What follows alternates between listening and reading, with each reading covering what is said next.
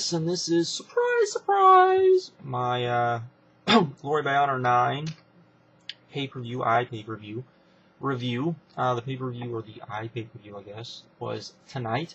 Wasn't as good as Death Before Dishonor. It wasn't even as good as I thought it was going to be. Still was, and the only reason for that was, there was apparently the Go Fight Live at, I guess, at their main building or whatever, the power went out, so there was like a good 3 to 5 minutes of the double chain match, which went unseen by us watching on the computers. But even from what I saw, it looked great. That was the big hiccup. I know a lot of people have complained about the streaming being very choppy, not very good. It's kind of surprising. My internet connection is not. My internet connection is very good. My computer is not. And when I say very good, it's still wireless and it's still DSL. It's not even cable. And mine was fine. I mean, except for that and maybe 2 other times. It was not as good as it had been, because there was like 2 times I had to refresh it. But it wasn't as bad as a lot of people have said they have, which is a little odd. So I can only judge on what I saw. So unfortunately, but as far as getting the replay, I would definitely say check out the replay, because even if they don't have all the footage of the double chain match, the double chain match is still a great match to watch, and I'll talk about that in a minute. But that would be the only really gripe. There was, I think, one snafu where they were going to go to a video package and didn't. I know some people complained about some of the camera angles. I didn't really have a problem with the camera angles myself, so it wasn't anything I noticed, but I know some people did. So, let's see, what other criticisms have I heard about the show? That's pretty much it, other than, talking about the matches themselves. But as far as that part of it, that's the only criticisms I've really heard, and like I said, I can only go by what I myself saw. So, with that, let's get started. They started the night with Kenny King versus Jay Briscoe.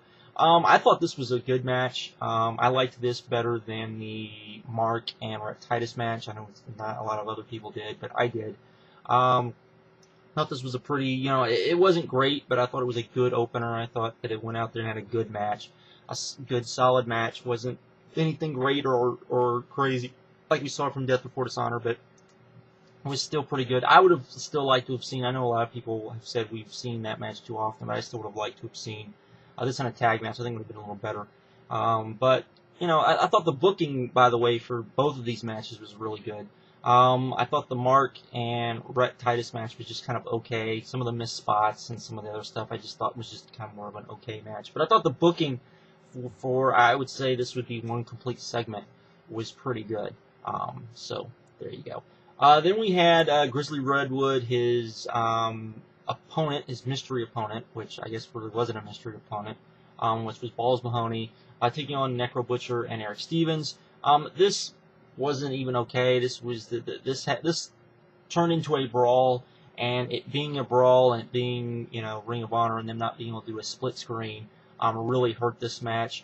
Ballz Mahoney came out. He was basically there just to kind of pop.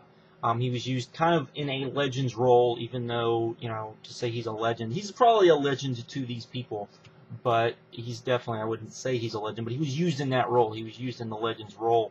And I think did pretty good. He hit his spots. He did his stuff. He got beat, so that was what it was. And the big thing I would say is, the fans were chanting ECW a lot, and as he was getting ready to walk out, he stopped everyone from chanting ECW and started a Ring of Honor chant. I have not seen Hardcore Justice, so I don't know, but I seriously doubt that happened at all during that. But so that was kind of cool. I did like that. Then we had the double chains match, which I talked about. The match was really started off kind of slow, started building, and then it got to this point where they got the chains off of let's see, Corino's son came out, got the chain off of Generico, and then off of his dad. if I remember right, or they took all their chains. They took their chains off, and they wound up tying up like in like this kind of position, not really a cross, but like they were gonna like pulling apart position with the chains in the ring, and then it cut out. So we at us at home didn't get to see what happened. Came back, there were chairs everywhere. There was all sorts of stuff. Corino took an exploder onto a chair, which was pretty awesome. It kept going. And then at the end of the match, and this is more of the important thing, I would say.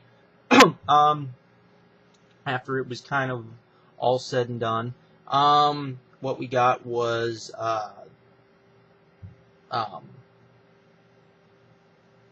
what did we get? What we got was El Generico got unmasked. We didn't see what happened. We got unmasked, and Steen did one of his weird kooky things with chairs and blood. It was really kind of eerie. The ending segment was awesome. The match, from what I saw, looked great. I can't really grade it because I didn't see a good portion of it, but from what I saw, it was great. And I'm not really grading the pay-per-view on that with that match because I didn't see all of it, so it wouldn't really be fair. But there we go. Then we went to intermission, and during intermission, we got an interview with Davey Richards and Jim Cornette. And basically, this was kind of the markout moment. If you look in the description, I say that this was kind of the markout moment of the show, and I mean that in a good way because basically Davey Richards saying that he wasn't retiring and that he basically he had made a vow to himself to become the Ring of Honor champion. Then when they came back from intermission, Jim Cornette came out, told the fans in the arena what had happened and about the interview, and then announced that, because I thought that they did this whole thing, because they kept talking about the fact that Davey Richards was in Japan, this, that, and other, that basically Davey Richards was going to wind up being in there and take on Tyler Black to win the title, that sort of thing. But that's not what happened. It wound up being, while I'm watching this, I'm like, man, they're dropping this a lot. They're setting this up for something. And they did. They were setting it up for something.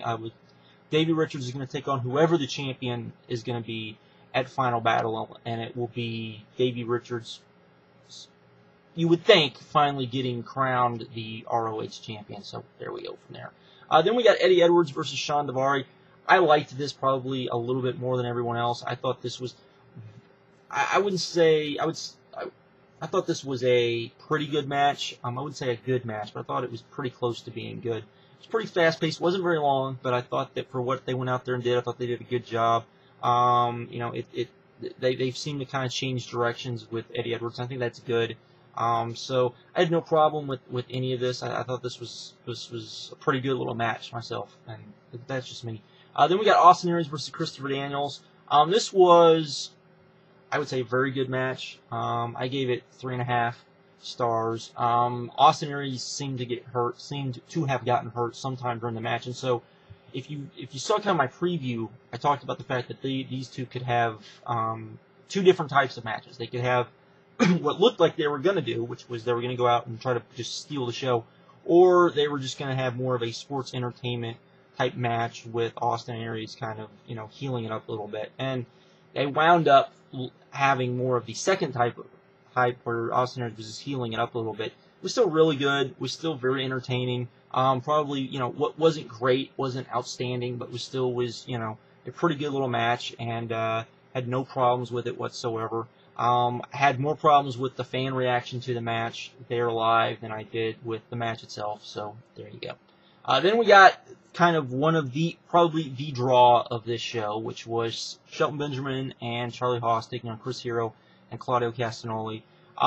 This was just great to see. From the time that Benjamin and Haas came out, and they looked really good. The fact that the fans were just chanting stuff even before, they were doing dueling chants before the bell even rang. They started wrestling. The wrestling was awesome. Hopefully someone in TNA is smart enough to sign Benjamin and Haas, because they could definitely use these guys in TNA's tag team division, because I do think TNA's tag team division, just from even if the Generation Me are now heels. I haven't seen them as heels, so I don't know how they look as heels, but even them as heels, I think that Benjamin and Haas would be a much better addition to go along with Beer Money. And they reminded me a lot of Beer Money watching them, kind of more of a more wrestling team of Beer Money. Instead of more of kind of, doing the entertaining spots, they were doing more of the wrestling spots. Haas in particular looked really good. They all worked really well together. The finish was probably the only blah on this match, but it looked like they may actually be setting up kind of a rematch at some point. We can hope. This was a great match. This lived up to my expectations. I really enjoyed it, and definitely go out of your way to see that match. That match was really good. Then we got the main event: Tyler Black versus Roderick Strong. Everyone was kind of wondering what was going to happen. We, of course, had Terry Funk as the special guest referee, and he was probably the biggest detriment to this match. I still thought the match was great. I still think they went out there and did what they could. Roderick Strong going over, him as champion, and as a transitional champion, which I see he's probably going to be. I think they were kind of behind the 8 ball, and they just went with what they thought that, hey, we'll just go with this because it makes sense. And I'm fine with that. I think they could have overbooked this. I think the fans have been fine with it. I think they went out there, did really good. Tyler had lots of heat on him. It was really kind of fun match. And then after the match, it was kind of a letdown. Terry Funk was far too slow and immobile to be able to really be in this match and be effective in this match. And he kind of missed his spots, so to speak, and it kind of deflated the match a lot. Or this would have probably been a little better. At that point, Homicide walked out, and if you look in the description, you'll see me say, Homicide is God, the Manhattan Center is his church, because, dear God, was that insane when he walked out. And as soon as the lights went out, I think everyone knew he was probably going to walk out, which, sets up, Homicide and Roderick Strong. So, which is fine with me. But overall, like I said, I can only judge from what I saw. And just judging from what I saw, I would give this an 8. I think if I saw the double chain match and if it's as great as it looked like it is, and the people that were there told me it was, I could easily bump this up to like a 9 or somewhere around the 9 range. But being that I didn't, I'm gonna put it as an 8. But I still think it's definitely go out of your way to see. I think it's still not quite as good, and definitely the as far as why people have been saying, I've been asking why the stream didn't seem to be as good. I don't know. It's kind of weird that the other two weren't as much, unless they had more people order this, which is a possibility, or which I can't really see because I didn't see the buzz going into this as a Solve for Death Before Dishonor. But Go Fight Live also seemed to have more shows also streaming tonight, so that might have been part of the problem too. I don't know, but if they've had that problem, I don't know what to tell you. I can only judge from what I saw, so there you go. But still, I would give it an 8 myself. I did think it was a great show. I thought it was definitely better than anything I've seen from WWE or TNA in probably a while, if it wasn't for some of the little snafus. But other than that, it was good stuff, and and led right into Death Before Dishonor, not Death Before Dishonor, Final Battle. So there you go. There's the Ring of Honor rant. Let the hate begin, because it'll begin. So there we go. But there's my thoughts, and I will see you guys later.